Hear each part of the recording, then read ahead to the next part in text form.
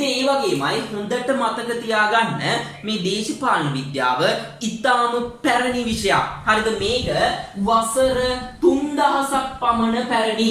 හරිද? වසර 3000ක් විතර පැරණි පුතේ මේ දේශපාලන විද්‍යාව.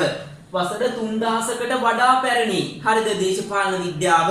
පුතේ ඇරිස්ටෝටල් මේ දේශපාලන විද්‍යාව එක්තරා ආකාරයකට හඳුන්වනවා. හරිද? ඇරිස්ටෝටල් මේ එක්තරා ආකාරයකට දේශපාලන විද්‍යාව හඳුන්වනවා. ඒක අනිවාර්යයෙන්ම ඔයාලා මතක තියාගන්න ඕනේ. හරිනේ? ඇරිස්ටෝටල් මේක හඳුන්වන්නේ පුතේ ලොව